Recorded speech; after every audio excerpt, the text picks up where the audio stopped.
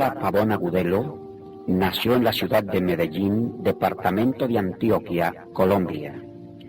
Ingresó al monasterio de Siervas de la Madre de Dios, realizó estudios teológicos en la Universidad Pontificia Javeriana de Bogotá.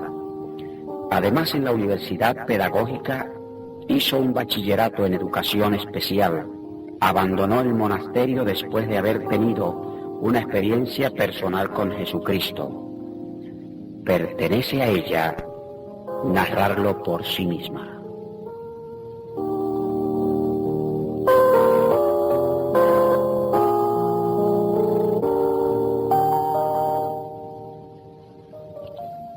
Hice esta elección con una inquietud muy grande acerca de quién es la verdad. Había sido saturada de religiosidad debido a una formación en una familia católica. Mi infancia se deslizó en todo lo concerniente a la liturgia de la misa, al culto de imágenes, al rosario, y al ingresar al monasterio me dirigí a la superiora general de Siervas de la Madre de Dios, diciéndole: he venido porque quiero conocer la verdad. Ella me enseñó lo que para ella significaba, dándome novenas, medallas, un crucifijo y también una Biblia. Me dice: no vayas a leerla tú sola, se acostumbra a hacerlo en comunidad. Fue así como comenzó una etapa de postulantado, preparación para llegar hacia el noviciado, etapa de formación. A los 16 años terminé esta etapa, con ella mis estudios secundarios.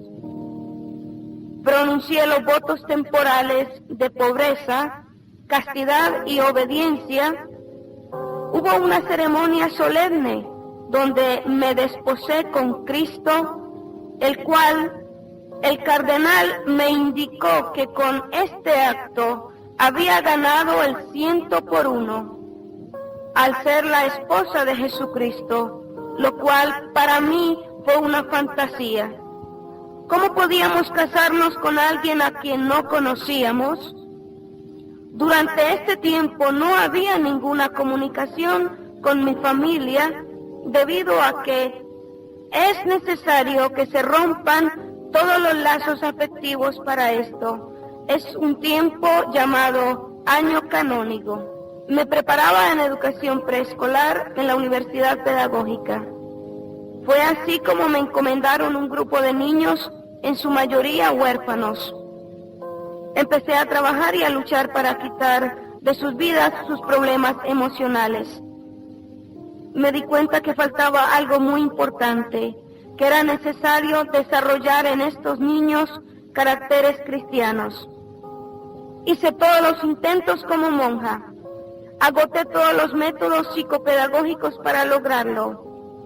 Apelé a mi religiosidad. Inclusive entré en una semana de retiro espiritual. A los 3 días de estar realizando este retiro o ejercicios espirituales, me di cuenta que estaba pidiendo en vano. Estaba buscando a alguien que no podía abrirme y estaba llamando en vano. Pagué una promesa y prendí velas, y a pesar de este intento, el vacío continuaba.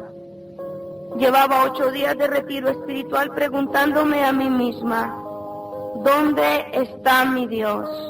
Busqué mi Biblia católica tratando de encontrar la respuesta a mi pregunta.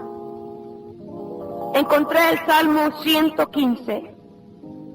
Me inquietó una pregunta al leer el Salmo 115.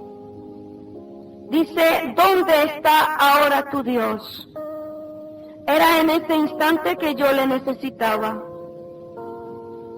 Al empezar a leer el Salmo 115, me di cuenta que era la misma pregunta que yo me hacía durante todo el tiempo de noviciado.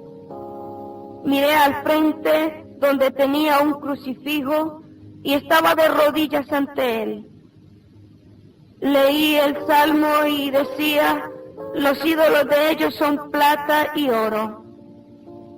El crucifijo que estaba frente a mí estaba tallado en madera. Era verdad lo que decía la Biblia. Tenía ojos y no podía verme. Tenía oídos y no me escuchaba. Boca y no hablaba con su garganta. No podía defenderme. Era un Cristo prefabricado. No funcionaba. Y ahora yo necesitaba un Cristo real. Aquel que resucitó al tercer día. Aquel Cristo que vive. Pasada esta experiencia en la capilla, fui buscando a mi superiora. Me senté con ella y le hice algunas preguntas respecto a mi salvación. Ella me dijo que por fe creyera en el Cristo de la capilla. Analicé los votos de pobreza, castidad y obediencia como pauta de salvación y si tendrían alguna eficacia para salvarme.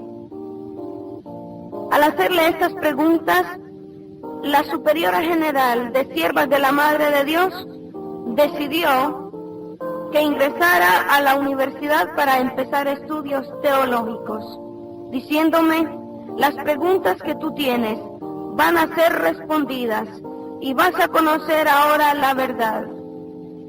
Empecé mis estudios en la Universidad Javeriana.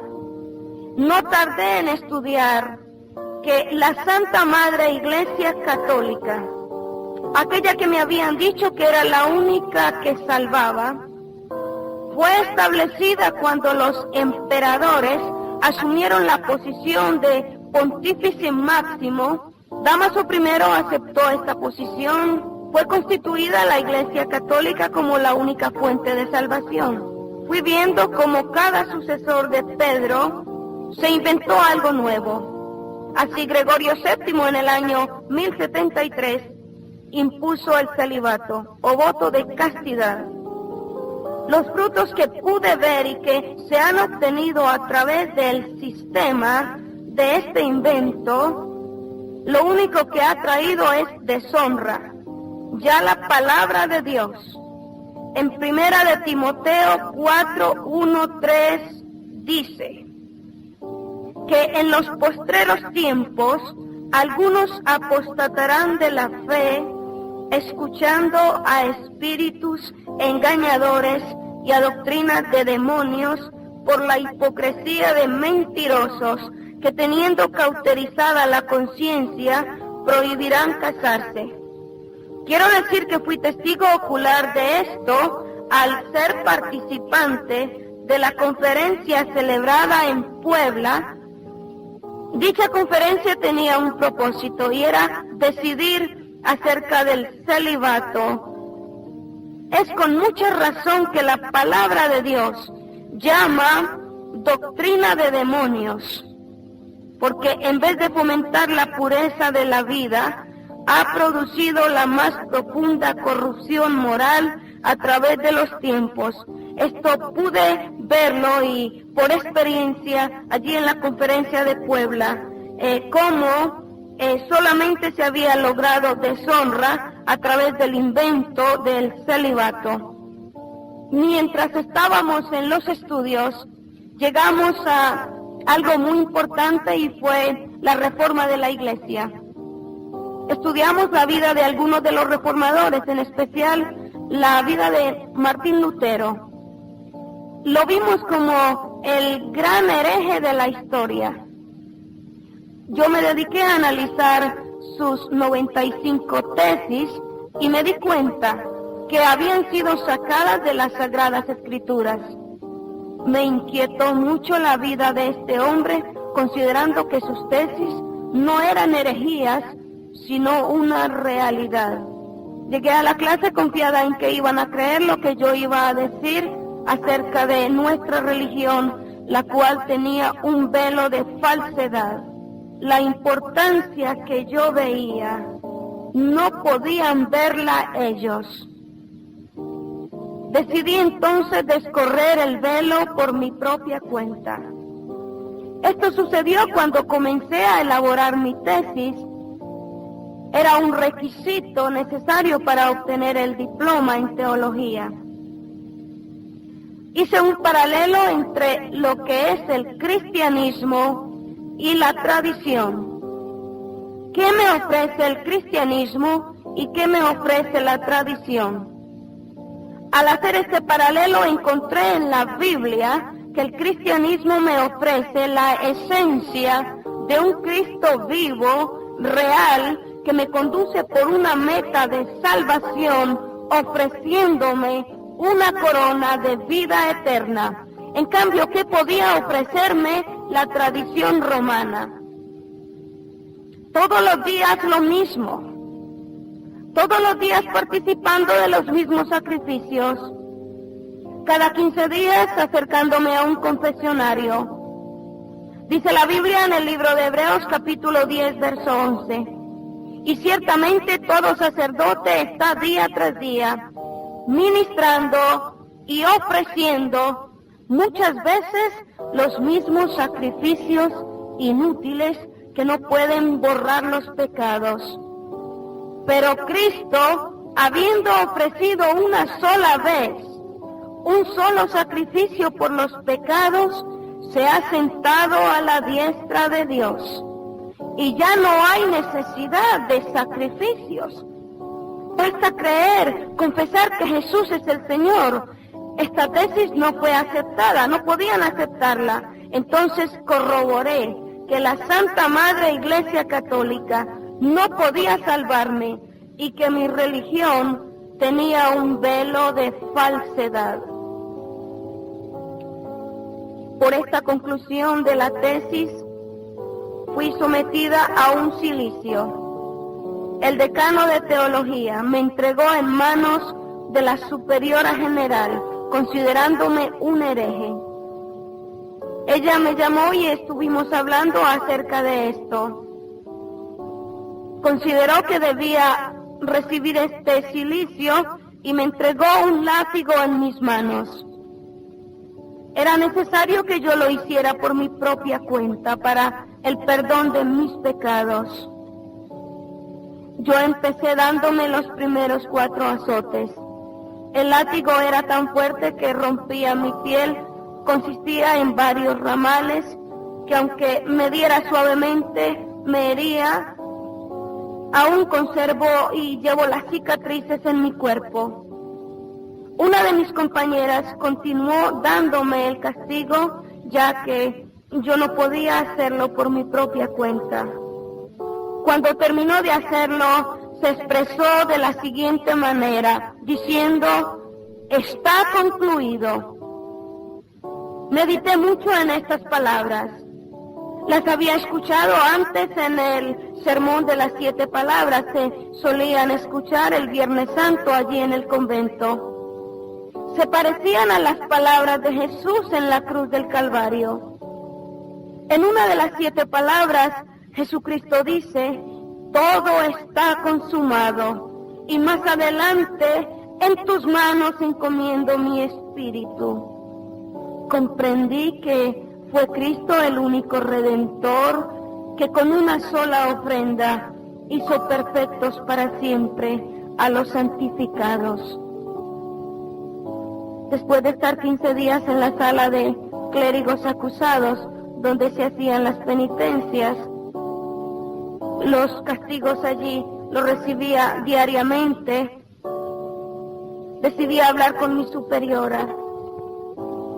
Y cuando hablé con ella le prometí a cumplir con las santas reglas, obedecer en todo, y bajo esta promesa ella me sacó de allí, dándome un cargo y enviándome ahora a un pueblo, el pueblo de Bojacá. Allí está el santuario más famoso, llamado la Virgen de la Salud. Cuando llegamos a trabajar a este lugar, íbamos a abrir una sala cuna. Íbamos también a controlar la entrada de evangélicos al pueblo. No había libertad de culto en este lugar. No se admitía a nadie que dijese aleluya.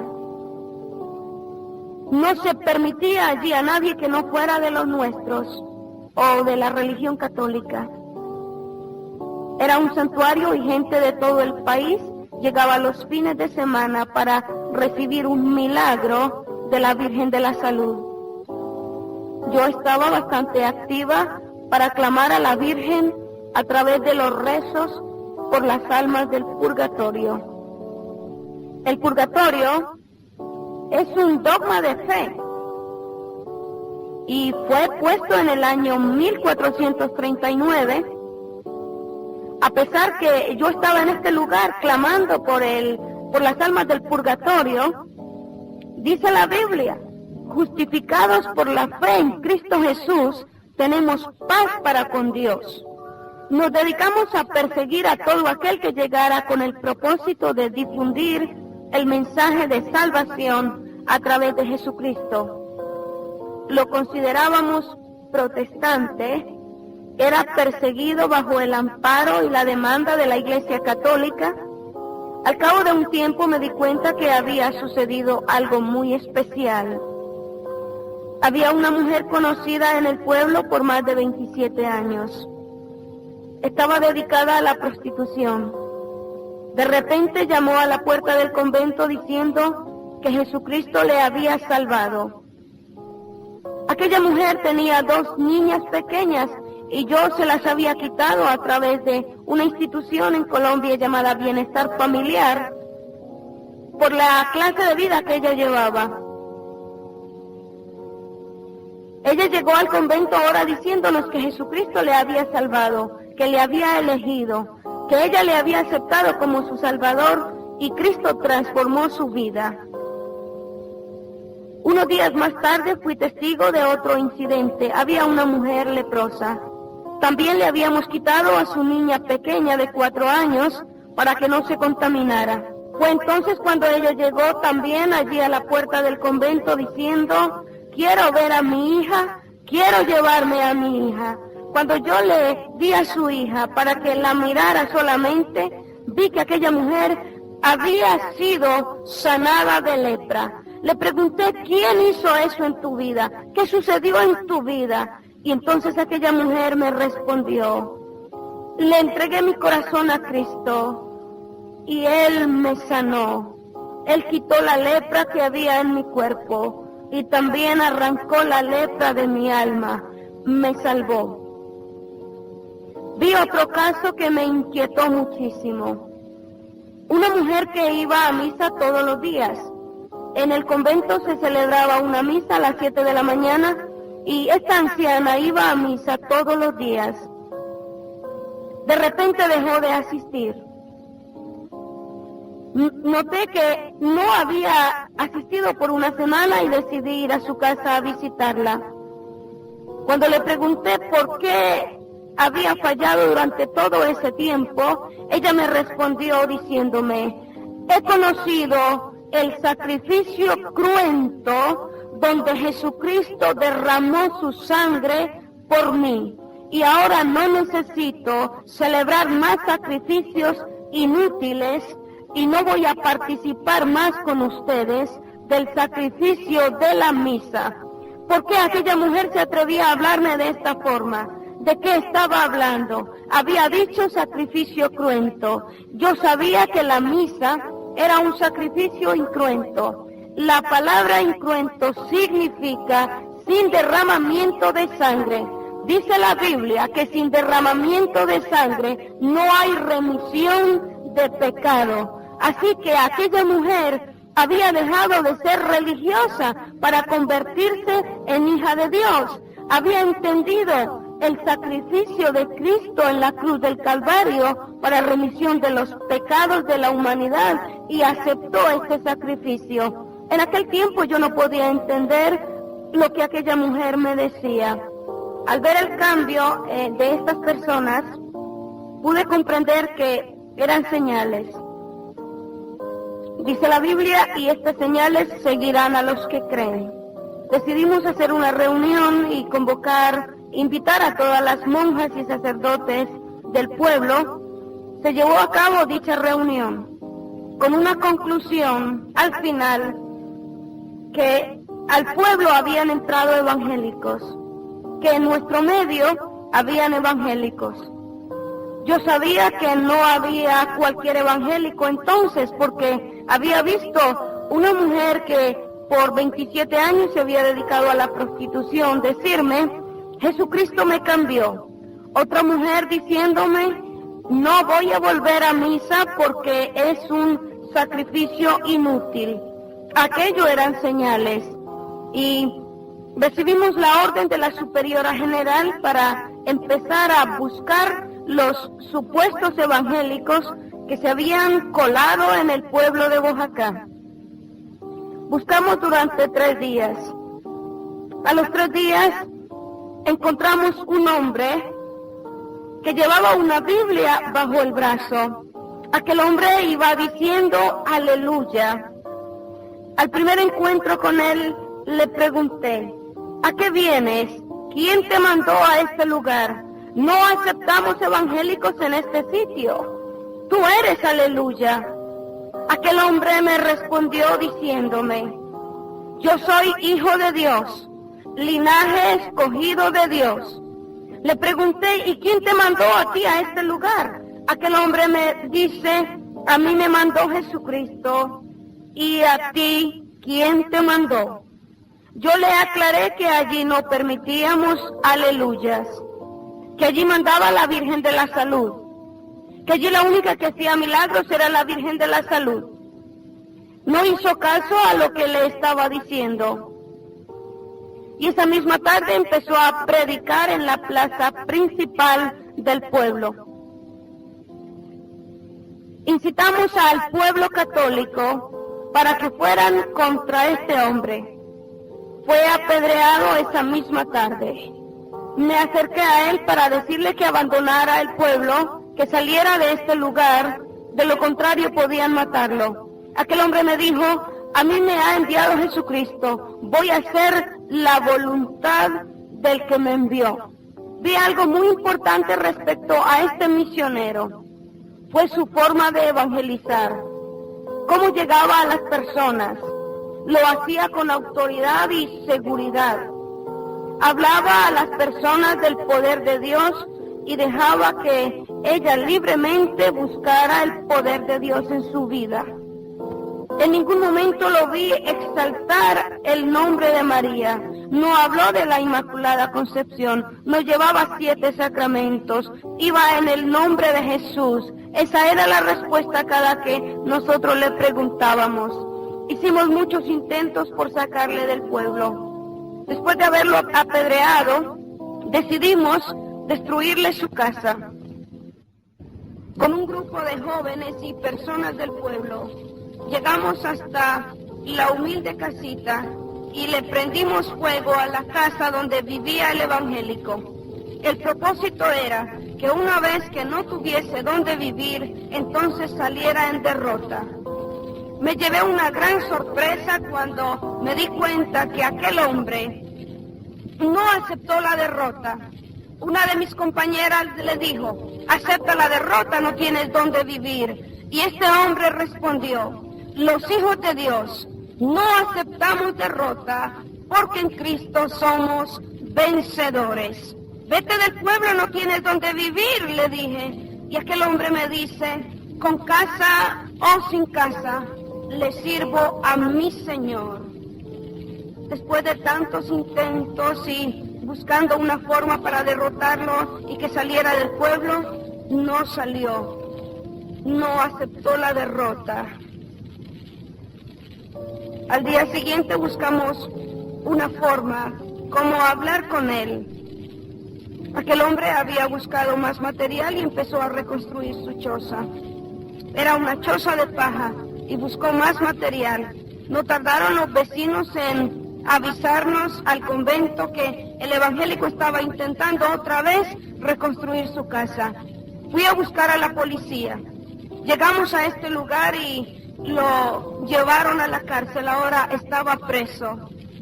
Así teníamos la seguridad que no predicaría más. 15 días después, llegamos a la misma cárcel donde aquel hombre había sido recluido. Íbamos un grupo de monjas con el sacerdote. Acostumbrábamos ir cada 15 días a este lugar para celebrar la misa a los presos. Y encontramos al evangélico predicando en la cárcel. Estaba en medio del grupo y todos los presos estaban en un solo patio. Y aquel evangélico les decía, la única alternativa de salvación es Cristo Jesús. Aún en la cárcel estaba recomendando a Cristo. Aquel hombre no era un religioso más, era un verdadero apóstol. El tiempo mientras él estaba preso, me azotaba a mí un mismo pensamiento todas las noches. Mi palabra dice, amarás a tu prójimo como a ti mismo. Tú dices que me amas y que amas a los demás, pero ¿y el misionero que está preso? Era como si alguien hablara a mi vida y contra esa verdad se quemaba mi interior. Yo no era capaz de contender. Como consecuencia de aquella visita se originaron en mí inquietudes y conflictos de paz interior. No pude resistir. Fui a la cárcel. Hablé con el capitán y le dije que dejara en paz a este hombre, que él era inocente. Inmediatamente salió de la cárcel. Ahora hicimos otro intento.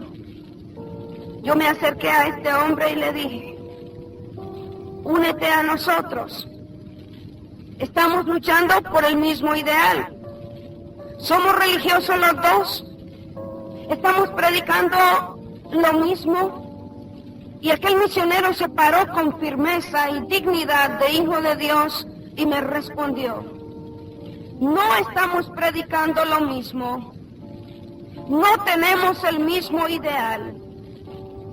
Tú llevas sacramentos, tú llevas religiosidad y yo llevo un mensaje de salvación. Tú induces a la gente al purgatorio y yo lo llevo a la cruz del Calvario para que reciban aquel que con una sola ofrenda hizo perfectos para siempre a los santificados, Cristo Jesús. No aceptó la oferta que le estábamos dando en este momento. Le ofrecimos un trabajo de sacristán si se unía a nosotros.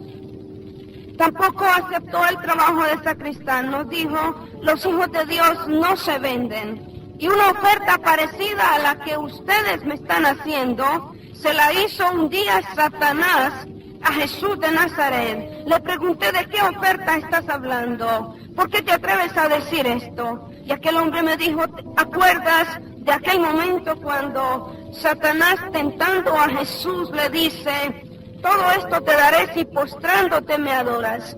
Comprendí que era una oferta satánica. Y aquel hombre me dice, la misma oferta que tú me haces, se la hizo Satanás a Jesús de Nazaret. Tú me estás diciendo que me una a tu religión, que acepte tu religión, que somos iguales. Y dice la Biblia, si has de convertirte, conviértete a Dios. Y hace tiempo yo me convertí al Cristo de la gloria y no necesito unirme a tu religión.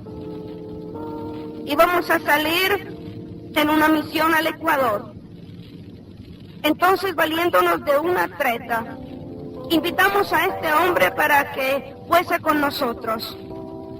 Era otro intento para que él se uniera a nosotros.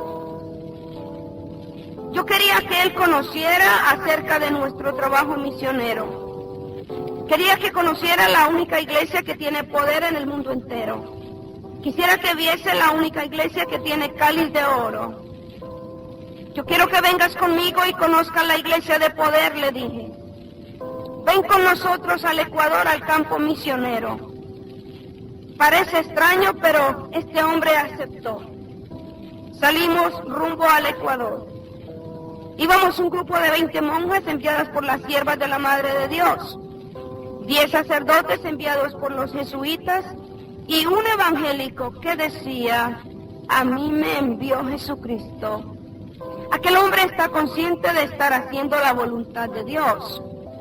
Empezamos nuestro trabajo misionero basado en la administración del sacramento del bautismo, penitencia, comunión, extrema unción, orden y matrimonio.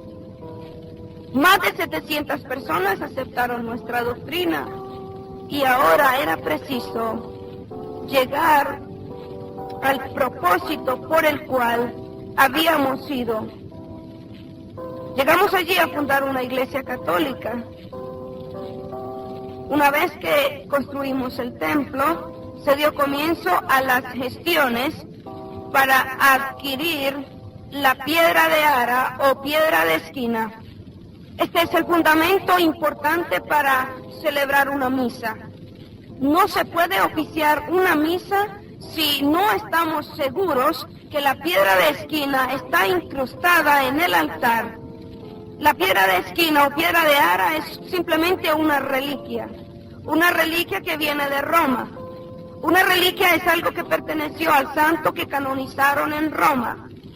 Nosotros queríamos que aquella parroquia se denominara Parroquia de San Martín de Porres. Así que debía llevar una reliquia de San Martín de Porres. Pedimos esta reliquia.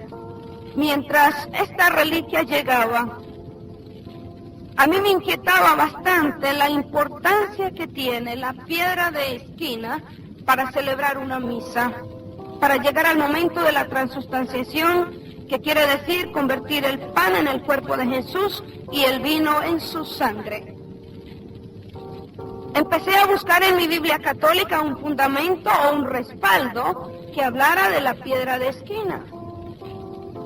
Me llevé una sorpresa porque no encontré en la versión latinoamericana, una Biblia católica, no encontré nada acerca de la piedra de esquina. Llegué en mi Biblia a aquel momento cuando Jesús hace mención a la primera iglesia diciendo: y sobre esta roca edificaré mi iglesia. Busqué entonces quién es la roca. Encontré en mi Biblia: porque el nombre de Jehová proclamaré, engrandecer a nuestro Dios, Él es la roca cuya obra es perfecta. Deuteronomio 33, 3, 4. Decidí reunirme con mis compañeras.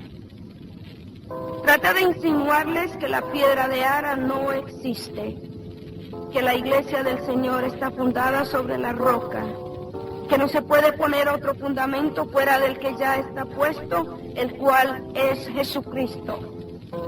Él es la principal piedra del ángulo. Al hablar así a mis compañeros se indignaron y empezaron a proclamar Ave Marías. Me ungieron y me tiraron agua bendita, pero el evangélico, aquel misionero que había ido con nosotros, estaba también en la reunión. Salió en medio del grupo diciendo: no son ustedes quienes van a abrir la obra del Señor en este lugar. No tienen ustedes autoridad de Dios. Le dije: ¿de qué autoridad estás hablando tú?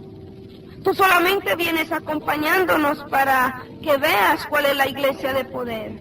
Tú no conoces nuestra doctrina. Tú tampoco tienes preparación ni autoridad. Y él agrega diciendo: yo tengo la autoridad del creyente. Yo tengo la llave para atar y desatar en el nombre de Jesús. Le pregunté cuáles eran las llaves que él tenía. La Biblia dice que estas llaves fueron entregadas a Pedro. Y él nos respondió a través de la Biblia en Hechos capítulo 2, versos 37 y 38, cuando una gran multitud hizo la pregunta diciendo: varones hermanos, ¿qué haremos? Y Pedro les dijo: arrepentíos y bautícese cada uno en el nombre de Jesucristo para perdón de los pecados y recibiréis el don del Espíritu Santo. Entonces la llave del reino de los cielos es el arrepentimiento y la fe en Jesucristo para el perdón de los pecados, y el bautismo es el testimonio público que el creyente va con esa fe y el hecho de que Jesucristo le ha perdonado sus pecados. Aquel misionero nos había dicho: soy yo el que voy a abrir aquí una obra para el Señor. Empezó a predicar y a llevar un mensaje acerca del arrepentimiento en Cristo Jesús, y en pocos días más de 40 personas se habían convertido a Jesucristo, habían nacido de nuevo, y abrió allí una pequeña misión evangélica, separándose ahora de nosotros. Encontramos una mujer que quería un milagro de María. Aquella mujer se acercó un día a mí mientras estaba en la calle. Me dice: yo quiero un milagro de María. Yo llevé a aquella mujer al convento para ayudarla allí. Y cuando llegué con ella, mi superiora me dice: esta mujer tiene mala reputación, no podemos aceptarla en nuestro convento. Y entonces me dice: es la mujer precisa para que, llevándola donde el evangélico está abriendo su pequeña misión, nosotros la llevemos a este lugar para que sea calumniado y tenga que salir en derrota del pueblo. Llevamos a aquella mujer allí. El propósito era que le desprestigiara. Había también un alcohólico y este hombre fue orientado para que destruyera los cultos en aquella iglesia evangélica. Una mujer que dormía y estaba en harapos a la entrada del convento, arrastraba la basura que podía, siempre la encontrábamos allí en la entrada del convento. Un día nos cansamos de ella, la cogimos y se la llevamos al evangélico. Así que todo desecho que apareciera en el pueblo, se lo llevábamos a aquel hombre. Él nos había dicho: yo tengo autoridad de Dios, yo tengo la llave de autoridad del creyente, y queríamos saber si la tenía o era palabrería. Le llevamos a aquella mujer en harapos, pero yo tenía una experiencia y trabajaba con niños enfermos mentales, y entre el grupo había un niño mongólico. Aquel niño tenía 7 años de edad. Había tratado por muchas formas y por muchos medios, a través de terapia ocupacional, que aquel pequeño fuera sanado, que aquel pequeño pudiese cambiar, que pudiese reír como los otros niños, y todo había sido inútil. Un día cogí el niño y empecé a pensar, a meditar en las palabras de aquel evangélico cuando me dice: yo tengo autoridad de Dios, yo soy linaje escogido de Dios. Así que tomé el niño en mis brazos, se lo llevé al evangélico donde él estaba y le dije: tú me dijiste un día que tú tenías autoridad de Dios, tú me dijiste que tenías poder de Dios, tú me dijiste que eras tú el que tenía la llave de autoridad del creyente, y si tú la tienes, yo quiero verla, quiero ver una obra especial en este niño. Aquel hombre me dice: ya me han traído 4, hay 4 en nuestro medio. Primero la prostituta que llevamos para que le calumniara y le hiciera salir en derrota. Después aquella mujer en harapos, después un alcohólico y ahora un niño mongólico. Queríamos ver el poder de Dios a través de estas 4 personas. Yo estaba segura que estaba retando a un evangélico y que me estaba burlando de un evangélico. Le dejamos con aquellas personas y continuamos con nuestra misión. Una vez que terminamos, las siervas de la Madre de Dios y los sacerdotes que habían ido con nosotros al campo misionero, entonces regresamos a Colombia, pero regresamos sin el evangélico, burlándonos que al fin nos habíamos zafado de él, que le habíamos dejado perdido allí. Cuando llegué a rendir el informe de lo que había sido la misión, mi superiora me pregunta: ¿qué pasó con el evangélico? ¿Qué sucedió con él? Yo le dije: madre, ese tonto no vuelve más a Colombia, lo dejamos perdido en el Ecuador y no va a volver a molestarnos, no va a predicar más en el santuario de la Virgen de la Salud. Mi superiora me respondió diciéndome: parece que el evangélico no es tan tonto nada, porque ha regresado primero que ustedes. Lleva 15 días de estar aquí en Colombia y está otra vez predicando en el santuario de la Virgen de la Salud. Me dijo, pero no te preocupes, vamos a demostrarle a esta gente, a este evangélico, que nosotros sí nos preocupamos por el bienestar del individuo. Vamos a enviarte a ti otra vez al Ecuador. Vas a llegar para dedicarte a trabajar con estas personas. Vas a hacer una terapia ocupacional con ellos. Así que viajé sola al Ecuador otra vez. Iba con un material de trabajo, iba a dedicarme a hacer una terapia ocupacional a aquellas vidas. Me inquietaba mucho saber qué había sucedido con aquellas personas que habíamos dejado al evangélico. Así que decidí llegar hasta la pequeña iglesia evangélica que aquel hombre había abierto en este lugar.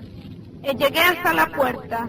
Me di cuenta que el evangélico se había ido, pero que Jesucristo estaba en este lugar. Pude verlo en aquellos rostros. Gente llena de gozo, gente que alababa y glorificaba el nombre de Jesús, gente que podía decir, aleluya, Cristo vive, con gozo, con paz, y lo hacían de corazón. Me paré en la puerta y estuve esperando hasta que terminara el culto. Y pude darme cuenta cuando llamaron a aquella mujer que llevamos primero.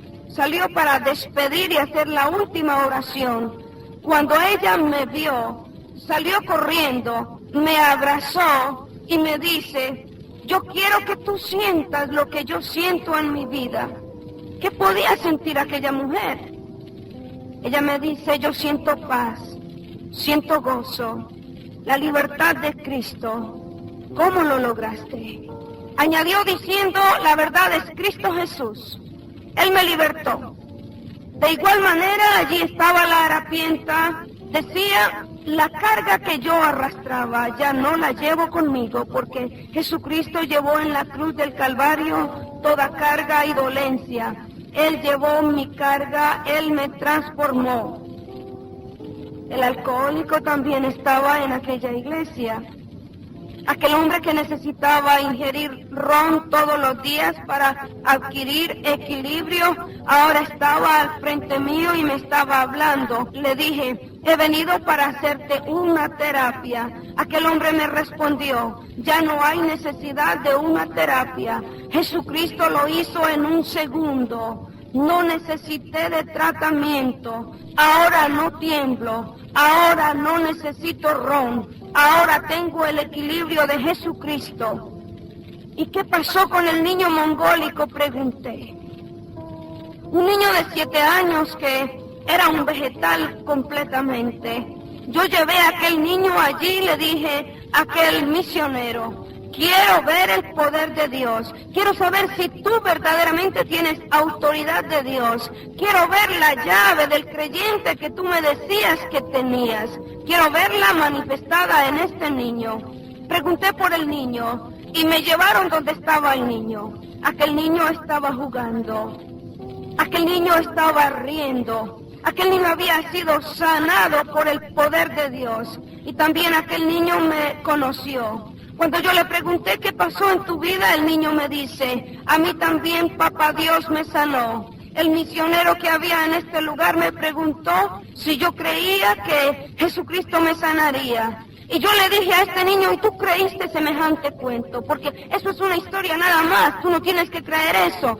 Y el niño me respondió diciéndome, yo lo creí y papá Dios cumplió su palabra conmigo, cumplió su promesa conmigo. Me pregunté por qué se sanaron los 4. Ahora comprendo. Yo no había retado a un evangélico. Cuando yo le dije si el Cristo de los aleluyas salva, había retado a un Dios vivo. Ahora veía vivir aquel Cristo en aquellas 4 personas. No pude hacer ninguna terapia. No había necesidad de ello. Solamente en un segundo Jesucristo había entrado en aquellos corazones que se abrieron y dejaron que Jesucristo entrara con poder y cambiara y transformara sus vidas. Un solo segundo de su vida y Jesucristo les salvó. Regresé a Colombia. llevaba un informe a mi superiora. No era el informe que mi superiora esperaba. Ella esperaba un informe acerca de cuál fue el éxito de la terapia que había realizado en aquellas personas. Y ante el grupo de monjas que estaba esperando mi respuesta, les dije: he visto la iglesia del Señor. Los evangélicos tienen razón. Jesucristo vive y es real. Esto me llevó a que me pusieran otro cilicio. Durante este tiempo recibía el cilicio en la sala de clérigos acusados. Participé un día de una misa. Hubo un momento inquietante cuando leímos el Salmo responsorial, donde la pregunta era: Señor, ¿quién entrará en tu santuario? El Salmo responsorial es una parte de la Biblia y la misma palabra lo dice, Salmo responsorial. Así que cuando llegamos a este momento de la misa que yo estaba participando, quiero agregar que cuando yo me paré en la puerta del templo para participar de aquel oficio, mi superiora me dice: participa de la misa hoy de corazón, con una intención nueva. Así que yo decidí vivir aquella misa y conocer todos sus aspectos, punto por punto. Pasé al primer banco y empezó la misa, y cuando llegamos a esta pregunta, yo me inquieté muchísimo. ¿Quién entrará en tu santuario? Y en la hojita de la misa decía: el de manos limpias y corazón puro. Era como si a mí me preguntaran: ¿quién entrará en el reino de los cielos? Yo miraba mis manos y estaban sucias, estaban saturadas de idolatría. Yo me debatía, miraba mi corazón y estaba igual, habían raíces de amargura. Iba al analizar esta pregunta: ¿quién entrará en tu santuario? En el Salmo 15, estaba en la Biblia, no solamente estaba en el Salmo responsorial, estaba también en mi Biblia católica. Y seguía preguntándome, seguía inquietándome. Mientras tanto la misa seguía su curso. El sacerdote, levantando el cáliz con el vino y la hostia, dice: este es el Cordero de Dios que quita los pecados del mundo, e invitó a los fieles a participar en el sacramento de la comunión, diciendo: es este mi cuerpo y mi sangre, tiene poder, te limpia de toda iniquidad. Entonces fue este el momento en que yo con confianza pasé al altar. El sacerdote había dicho: esta es la sangre de Jesús, te limpia de toda mancha, te limpia de toda iniquidad. Ahí estaba entonces la solución para que mis manos fueran limpias y mi corazón fuera purificado en aquel momento. Pero cuando pasé a la fila, cuando estaba allí en la fila con mis compañeras que iban a participar del sacramento de la comunión, creo que fue la primera oración en mi vida, porque empecé a pedirle a Jesús: oh Jesús, habla a mi vida, que pueda entender este momento. Dime si este momento, el momento de la transustanciación, es real, si verdaderamente en esa copa está tu sangre y si puede limpiarme a mí de toda iniquidad. Yo quería saber si en aquel momento Él estaba allí presente a través del pan y el vino. Le pedí que se revelara a mi vida. Le pregunté que si podía limpiar Él mis manos y mi corazón. Mientras yo clamaba, el sacerdote con su mano extendía la hostia y la llegaba hasta mi boca diciéndome: el cuerpo y la sangre de Jesús. Él extendió su mano, aquella hostia se cayó al piso, él tembló, el vino que tenía en su copa se derramó, mientras tanto él se inclinaba al piso y con su lengua recogía lo que para él era la sangre de Jesús y no podía desperdiciarse ni una gota. Mientras tanto, la compañera, una de mis compañeras que sostenía la patena, se inclinó al piso y con sus manos trataba de recoger la hostia que se cayó. Fue en ese momento cuando escuché la voz audible de Jesús. Yo había pedido a Jesús que me hablara. Yo le pedí a Jesús que se revelara a mi vida y Él iba a hacerlo. Yo le pedí con fe. Yo necesitaba que en aquel momento Él quitara de mi vida esta confusión. Entonces escuché la voz clara. Y puedo decir que era la voz de Jesús, porque ante aquella voz tembló el sacerdote, se cayó la hostia, se derramó el vino, y yo también estaba temblando. Y escuché la voz audible de Jesús que me dice: Iduara, esta no es mi sangre fue derramada una sola vez por los pecados. Escapa por tu vida. El impacto de aquella voz fue tan grande que yo salí corriendo del templo. Por más que trataron de pararme en la puerta del templo, nadie lo lograría. Y ese mismo día también salí corriendo del convento. Ese fue el día que salí del convento. Me quité el hábito que llevaba de monja. Ahora empezaba para mí una nueva etapa. Al salir del convento fue una experiencia bastante negativa para mí. Estaba preparada en muchas áreas de la vida, para muchas cosas, pero no sabía defenderme. El estar enclaustrada estaba en un círculo vicioso.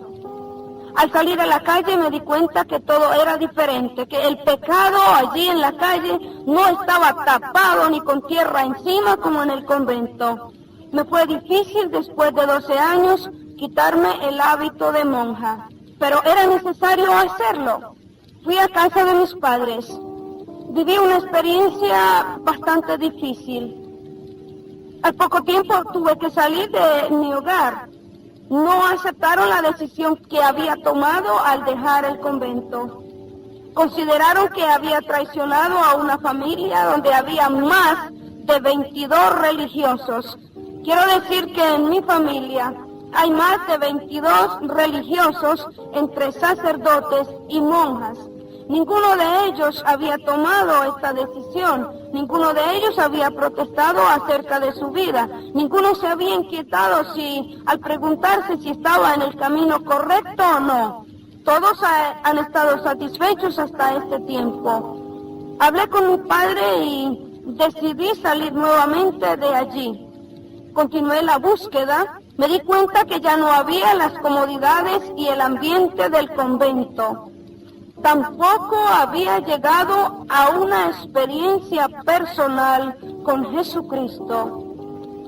Yo sabía dónde encontrar la verdad, pero me atemorizaba el hecho de que tendría que ir a una iglesia evangélica. Me habían enseñado que los evangélicos eran herejes y por lo tanto tenía temor de llegar a una iglesia evangélica. Decidí buscar un trabajo y una semana después de estar en el empleo, llegó a este lugar una de mis compañeras, una monja acompañada de un detective del F2. Aquella monja que le acompañaba se dirigió a mí para decirme: has traicionado nuestra religión. Te has burlado de los dogmas de la Santa Madre Iglesia y vas a tener que tomar una decisión ahora. Has estudiado también en la congregación de siervas de la Madre de Dios. Tienes que decidir ahora si vuelves al convento, nos pagas el dinero que gastamos en tus estudios. Entonces el detective que le acompañaba dice: o vas a la cárcel, quedas detenida. Fue aquel momento en que íbamos camino al cuartel. Llegamos a una estación de la policía y cuando entramos me preguntaron por última vez: ¿vuelves al convento? ¿Tienes dinero para pagar los gastos o irás a la cárcel? Yo respondí al capitán diciéndole: prefiero ir a la cárcel. No era fácil para mí como mujer tomar esa decisión, pero yo sabía que en la cárcel tenía libertad de pensamiento, pero en Roma no era yo misma. Estaba sujeta a los 3 votos: pobreza, castidad y obediencia, y a los mandatos de una superiora. Me llevaron delante del capitán. Él me dijo que estaba perdida y había una demanda por estafa durante 7 años. Se consideró que al estudiar y no prestar mis servicios, estaba estafando a las siervas de la Madre de Dios. Le pregunté al capitán si él conocía el concordato en nuestro país. El concordato en Colombia es un pacto de paz entre la Iglesia Católica y el Estado. Claramente dice que no se pueden mezclar leyes civiles con leyes eclesiales. Yo como monja estaba en la ley eclesial.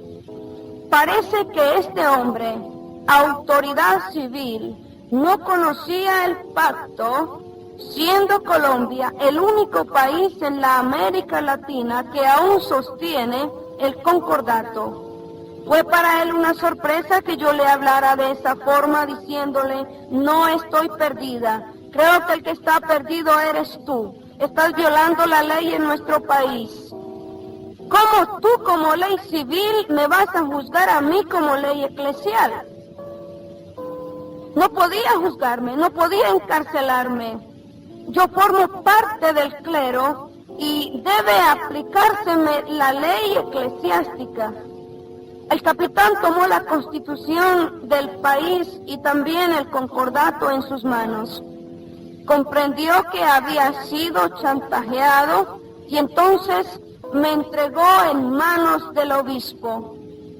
Me llevaron a la ciudad de Facatativá, donde iba a celebrarse un juicio. Allí estaba el obispo de la diócesis. Cuando empezó a celebrarse el juicio, el obispo de la ciudad de Facatativá me preguntó: ¿por qué nos has traicionado? ¿Por qué nos engañaste? Yo les dije: quiero saber quién engañó a quién. Yo llegué al convento de siervas de la Madre de Dios siendo una niña y con una pregunta muy importante. Quizá para ustedes era muy infantil. Ustedes me aseguraron que en los 3 votos estaba la pauta de salvación, que esa era la verdad. Y he analizado a lo largo de mi vida religiosa el voto de pobreza, castidad y obediencia. El voto de pobreza significa en desprenderse y no tener en nuestras manos dinero, no manejar dinero. El voto de obediencia es obedecer en todo a la superiora general. Y el voto de castidad es permanecer célibes. No puede existir el voto de castidad sin el don de continencia. Estaba a punto de ser condenada yo en aquel juicio, pero mi abogado defensor extrajo de la Constitución colombiana cuando dice que ningún menor de edad puede tomar una determinación para toda su vida.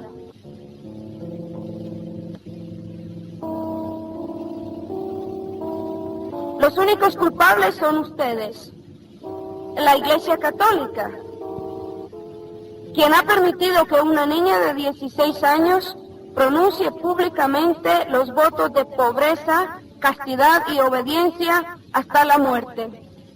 Esta decisión no debe tomarse en consideración ante la ley y la Constitución. Es completamente nula. Se dio por terminado el juicio en el cual yo fui absuelta. A través de los siglos, la Iglesia de Roma ha enseñado por medio de la Santa Inquisición y por medio del clero en general que las torturas, asesinatos y aún el encierro en clínicas para enfermos mentales son métodos correctos y razonables para acabar con herejes. Estos no son métodos del pasado porque en el siglo XX el clero romano ha recurrido a menudo a las prácticas de la Inquisición para combatir a los evangélicos o herejes en toda la América Latina. Aunque saliese absuelta del juicio, no me dieron oportunidad aquel día a hablar con nadie. Me llevaron directamente a una clínica de reposo ubicada en la ciudad de Bogotá. Llegué a este lugar no porque estaba enferma de la mente, simplemente fue una forma que ellos tomaron para mantenerme alejada. Al llegar a este lugar, me di cuenta cuál era el propósito, vi lo que había sucedido, en especial con una de mis compañeras. Aquella mujer en una ocasión discutía acerca de la infalibilidad con mi superiora. Desde ese momento, ella desapareció de la clausura. Fue 10 años más tarde, y en el momento en que me llevaron a mí a esta clínica, que pude ver a Fanny con su mente totalmente perdida. Había llegado bien a esta clínica, pero en 10 años, recibiendo drogas y tratamiento, aún le hicieron electroshock.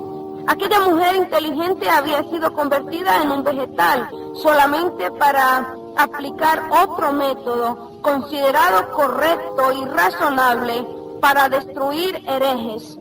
Había un grupo de sacerdotes y monjas y sabía yo que era grupo aparte porque de nosotros se hacía cargo una monja y un sacerdote jesuita, quienes eran médicos también. Pude ver cuando sacerdotes casi ancianos que aún pudieran contar el tiempo que llegaron allí. Uno de ellos me decía: vine aquí por negar la Inmaculada Concepción de María. Cada uno de ellos había sido llevado allí por algo que había dicho y era considerado una herejía. Ahora yo también formaba parte del grupo. Me encerraron por 3 días en un cuarto totalmente independiente, aplicándome una inyección. Al despertar, me di cuenta que estaba siendo afectada por el tratamiento allí recibido. No tenía la forma de defenderme. Por más que suplicaba a la monja que estaba dándome el tratamiento, ella siempre venía con la misma dosis. Había una entrevista todas las tardes con el psicólogo. Él era quien había dado el diagnóstico que debía permanecer durante 2 meses en aquella clínica de reposo. Yo pedí una entrevista con un psicoanalista. Fui sometida a un psicoanálisis. Se negó después a dar un diagnóstico, puesto que ya el psicólogo clínico había dado uno. Fue cuando exigí que me examinaran, y él se dio cuenta que aquel tratamiento que yo estaba recibiendo me estaba afectando, y que no era necesario recibirlo, y que tampoco podían llevarme a hacer los electroshock. Ordenó inmediatamente que los continuaran con dicho tratamiento de calmantes para los nervios. Dio la orden de comunicarse con mi padre para conocer algunos aspectos de mi vida emocional. Mi padre viajó hacia la capital. Cuando llegó allí, el psicoanalista platicó con él. E hicieron un último examen en el cual fue negativo. Estaba bien. Y corroboramos que era otro de los grandes inventos para destruir aquellas personas que se consideraban anatema, o sea que estábamos hablando herejías.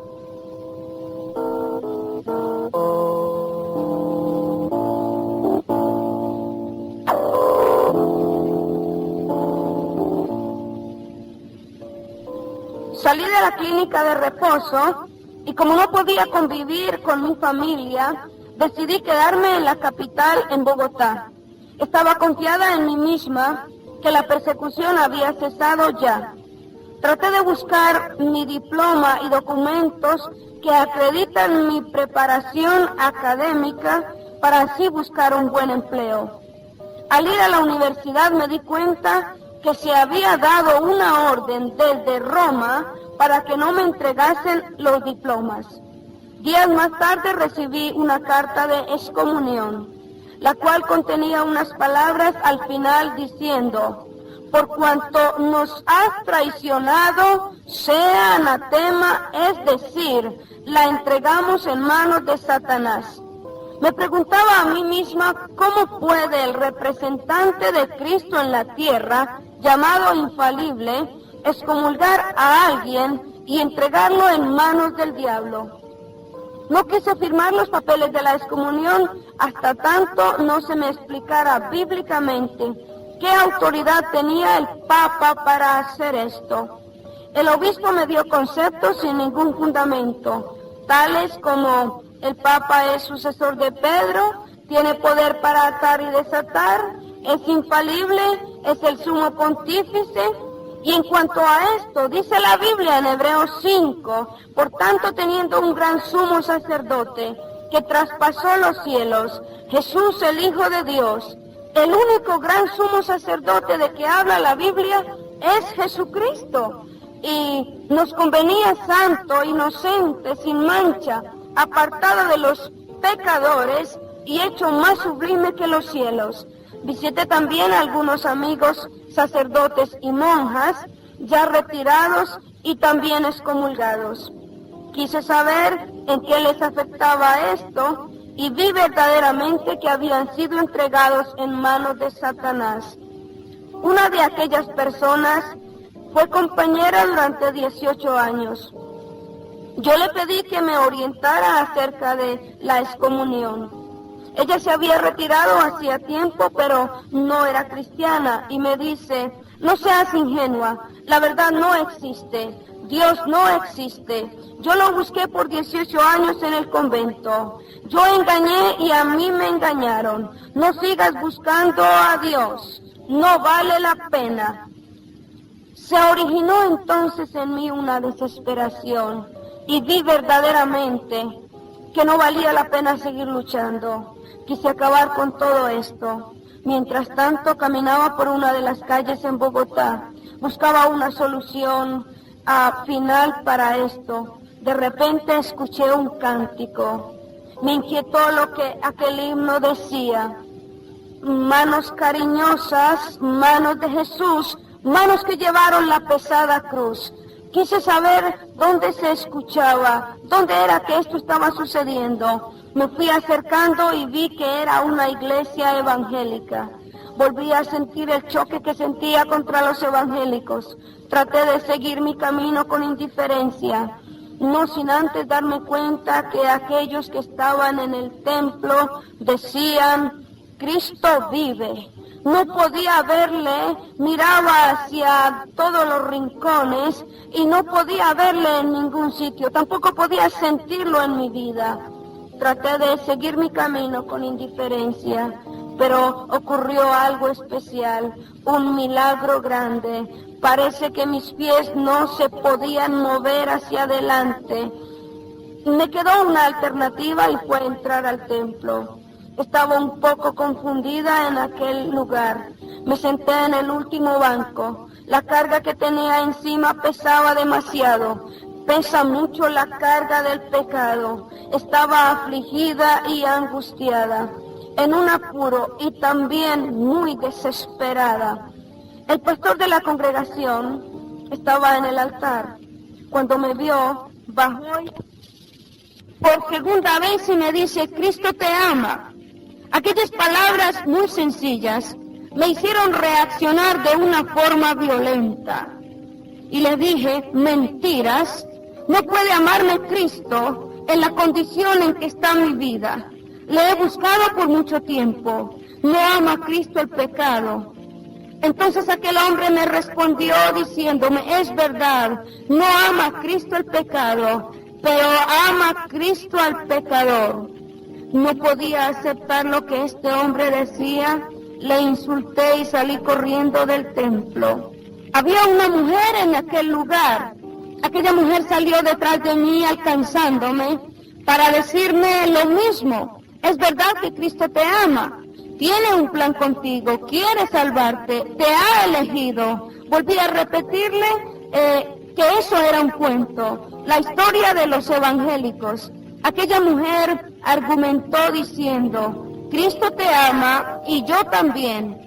se desató un diálogo muy interesante como, ¿cómo puedes amarme tú a mí? Tú no me conoces. Aquella mujer me respondió, ella podía amarme porque alguien le había amado a ella primero.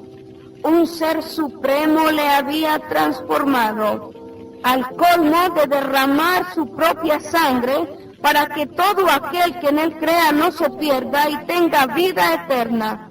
Aquella mujer me invitó a su casa y mientras yo descansaba, ella oraba intercediendo por mí y decía, sálvala Jesús que se pierde. Aquella mujer empezó a repetir la misma oración a las 10 de la noche. Estuvo toda la noche orando. Fue a las 6 de la mañana cuando yo me desperté, que miré hacia la esquina y allí estaba ella de rodillas todavía diciendo lo mismo. Sálvala, oh Jesús, que se pierde. Yo me levanté y entonces ella se levantó de donde estaba y me dice, hay una promesa para ti en esta mañana. Jesucristo dice, he venido para que tengas vida y la tengas en abundancia. Comprendí que todo el tiempo que había perdido me había conformado con migajas. Era lo que me podía dar la tradición romana. Comprendí también que mi conversión no era a los evangélicos, sino a un Cristo real. Me ofrecía vida y vida en abundancia.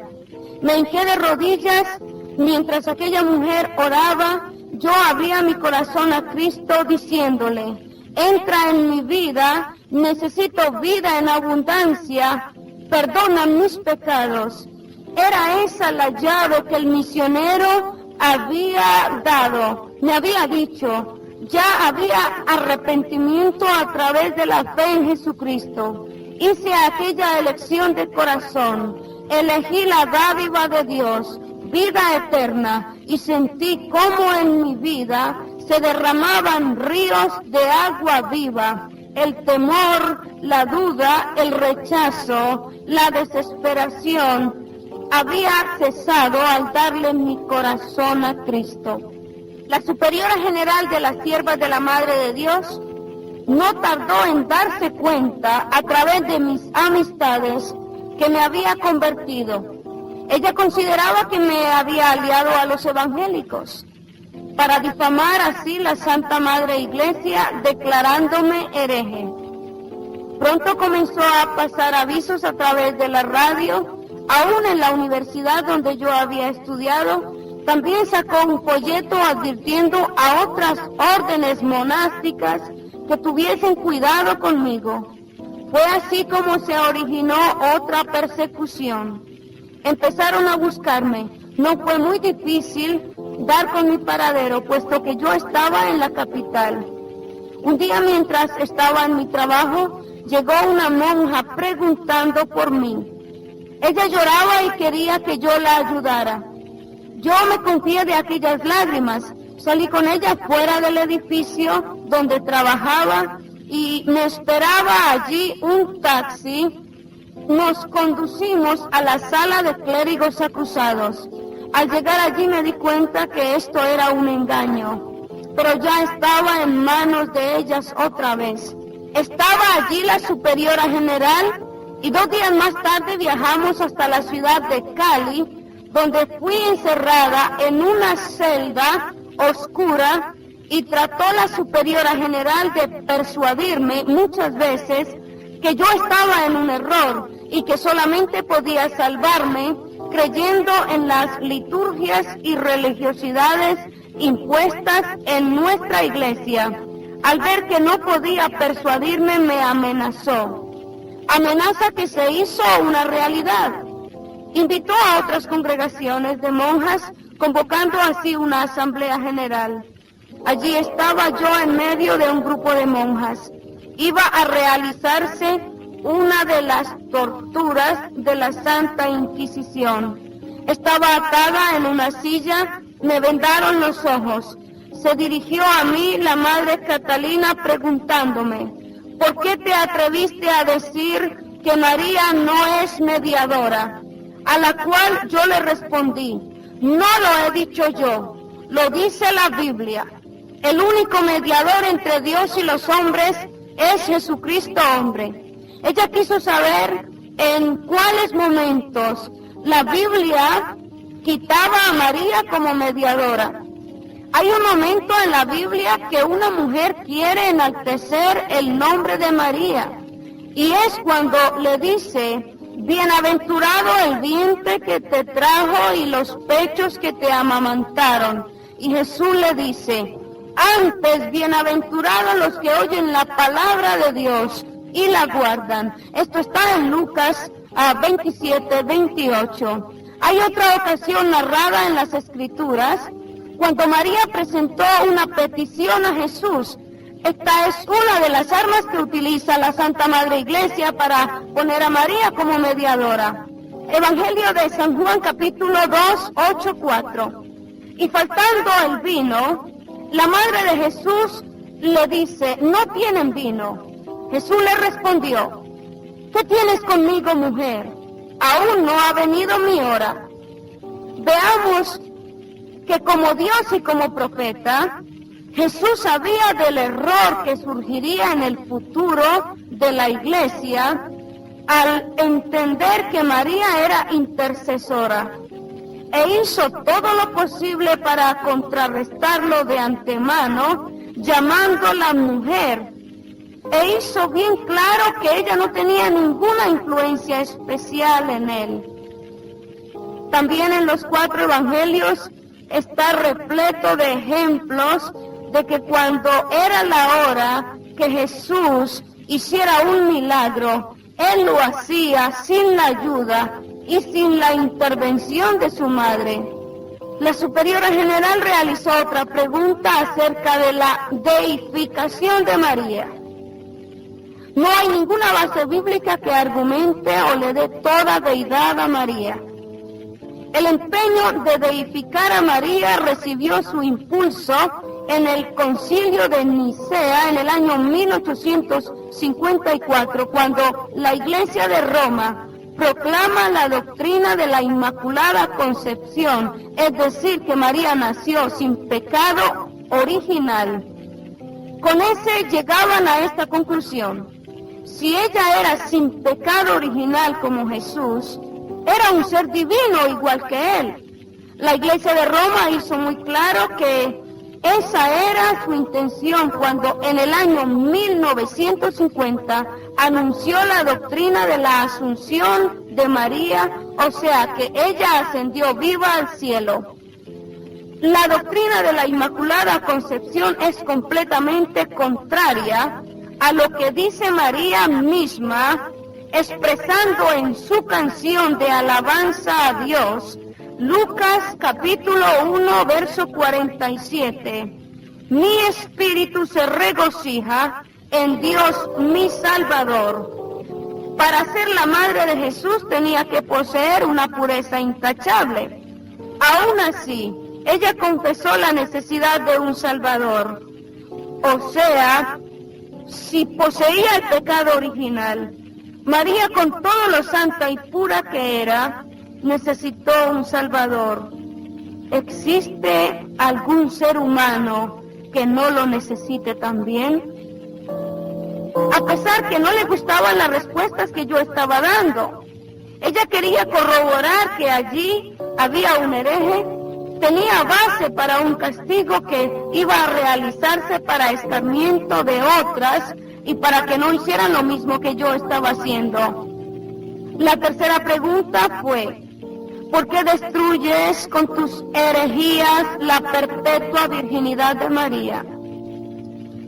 Fui a las Escrituras para responderle y le dije: leamos en el Evangelio de San Mateo, capítulo 13, versos 53-56. Dice la Biblia: aconteció que cuando terminó Jesús estas parábolas, se fue de allí y venido a su tierra les enseñaba en la sinagoga de ellos, de tal manera que se maravillaban y decían: ¿de dónde tiene esta sabiduría y estos milagros?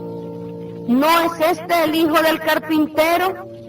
¿No se llama su madre María y sus hermanos Jacobo, José, Simón y Judas?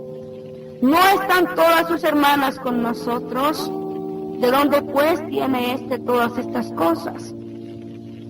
Está claro que María era la esposa de un carpintero y que Jesús tenía otros hermanos y hermanas. La expresión no se llama su madre María y sus hermanos Jacobo, José, Simón y Judas. ¿Acaso puede entenderse la palabra hermanos en otro sentido que hermanos nacidos de la misma madre? Y en el Evangelio de San Mateo, capítulo 12, verso 46 al 50, dice: mientras él aún hablaba, he aquí su madre y sus hermanos. Corroboramos otra vez que tenía madre y hermanos. Su madre y sus hermanos estaban afuera. Le querían hablar. Le dijo uno que estaba allí: he aquí tu madre y tus hermanos están afuera y te quieren hablar. Respondiendo a él les dijo: ¿quién es mi madre y mis hermanos? Y extendiendo su mano hacia los discípulos, dijo: he aquí mi madre y mis hermanos, porque todo aquel que hace la voluntad de mi Padre que está en los cielos, ese es mi hermano, mi hermana y mi madre. Con esto expresa Jesús que la relación física no ofrece ningún beneficio especial para con él, que la única relación que vale con Jesús es la espiritual, pues su hermano y hermana y madre es todo aquel que hace la voluntad del Padre que está en los cielos. Terminadas las preguntas acerca de la infalibilidad de la Inmaculada Concepción, de la perpetua virginidad y de la deidad de María, dio la orden la superiora general que si yo no renunciaba a lo que había recibido, empezaría el castigo. Yo no podía renunciar, puesto que cuando tú aceptas a Cristo como Salvador de tu vida, no estás aceptando cualquier cosa. Ahora eres linaje escogido. Él te ha escogido, pagó un precio por ti. Así que le respondí: no voy a renunciar. Yo acepté al Hijo de Dios como Salvador aquí en la tierra. Yo estaba en aquella silla atada y con los ojos vendados ante la expectación de una numerosa congregación donde se habían reunido un grupo de monjas de diferentes congregaciones para presenciar aquel acontecimiento en defensa de la religión tradicional. Me dijo: vamos a ver si eres tan valiente como pretendes ser. Vas a tener que renunciar. Sentí un dolor profundo y fue cuando empezaron a arrancar el cabello de mi cabeza. Lo hacían con una pinza o unos alicates. Yo sentía cuando en cada tirón se desgarraba el cuero cabelludo y cómo la sangre fluía. Había algunas interrupciones para darme la oportunidad de retractarme. Fue en aquel momento cuando yo clamé con todas las fuerzas aquella promesa de Jesús: y recibiréis poder cuando haya venido sobre vosotros el Espíritu Santo. Recibí la fuerza y el poder de Dios, y por mucha oportunidad que ella me diera para renunciar, no lo hice, porque sabía que había aceptado a un Cristo de poder que me daría fuerza para soportar el dolor. Sin negar que Él es el Señor de señores y todopoderoso. El dolor era tan fuerte que llegué a desmayarme. Cuando desperté estaba encerrada en una celda. Todo mi cuerpo estaba lleno de sangre. Mi cabeza estaba adormecida y vi entrar a una de mis compañeras con un espejo diciéndome irónicamente: mira tu cabeza, pareces un monstruo. Se burlaba y me decía: atrévete a salir otra vez para seguir difamando nuestra religión. Aquello me indicó la maldad que podía alimentarse en un lugar a través de la tradición romana. y todo lo que significaba la pompa pagana. Toda esta maldad había sido alimentada desde Roma. Cuán grande era el contraste de la obra redentora que había hecho Cristo en mi vida y lo que me habían enseñado la tradición a través de un bautismo de infantes, de confesiones ante un sacerdote, de oraciones a la Virgen, de la celebración de la misa. Todo esto eran falsedades, como los supuestos sucesores de Pedro, quienes pretenden poseer autoridad de Dios para denominarse vicarios. Podía corroborarse esto claramente en el comportamiento de aquella monja que me hacía mirar al espejo y se burlaba de mí. La única alternativa para abrirnos el reino de los cielos es la misma confesión que hizo Pedro hace 19 siglos, cuando confesó que Jesucristo es el Hijo del Dios viviente, siendo esta la única llave, el arrepentimiento y la fe en un Salvador. Según las órdenes de la tradición romana, había podido pasar el resto de mi vida en aquella celda oscura. Pero yo no había renunciado al Cristo que acepté. Yo le había pedido poder y estaba segura que Él me sacaría de aquel lugar. Permanecí allí hasta que llegara el momento en que Él se glorificara. Sucedió 15 días más tarde. No sabía cómo, pero había un abogado amigo de mi familia. Se interesó en saber qué había pasado con mi vida. Habló con mis padres.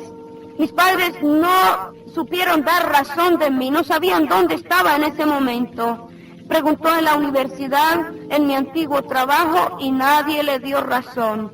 Como abogado entonces, decidió formular una demanda por secuestro, lo cual considero que no fue simplemente una coincidencia, que fue esta la forma como Dios obró. Fue por muchos conventos presentando la demanda por secuestro, especialmente en el convento de las Siervas de la Madre de Dios, donde a través de mentiras lo llevaban de un lugar a otro. Se dio cuenta del juego y decidió con firmeza y como abogado exigir a esta congregación de siervas de la Madre de Dios que tenían que saber de mi paradero. Mientras tanto, yo permanecía en aquella celda oscura donde solamente había escombros y pestilencia. Un día que el abogado se presentó a este lugar, insistió y afirmó que yo estaba allí. Aunque le negaron, él mostró la demanda que llevaba, una demanda por secuestro, y que tenía un permiso para allanar aquel lugar. Hubo un poco de temor de parte de la portera, quien fue a mi celda y me dijo: voy a abrirte la puerta y tú sales corriendo, no queremos problemas con las autoridades. Me abrió la puerta, fue esta la forma como salí de allí. Este fue un milagro más. Pude darme cuenta que el Cristo que acepté era real y estaba vivo, estaba conmigo. Empecé a congregarme en una iglesia evangélica. No tenía ni un solo cabello en mi cabeza y había una infección. Pero un día el Señor se glorificó y me creó cabello nuevo. Solamente Él podía hacerlo. Una vez que el cabello es arrancado de raíz o quemado, nunca vuelve a nacer. Pero Jesucristo lo hizo, creó cabello nuevo en mi cabeza. Me dediqué a estudiar la palabra, ingresé a un instituto. Luego me dediqué al evangelismo. Unos años más tarde contraje matrimonio con un puertorriqueño. Actualmente mi hogar está dedicado al Señor. Mi esposo y yo nos dedicamos al evangelismo, teniendo grandes experiencias con el Señor en el campo misionero.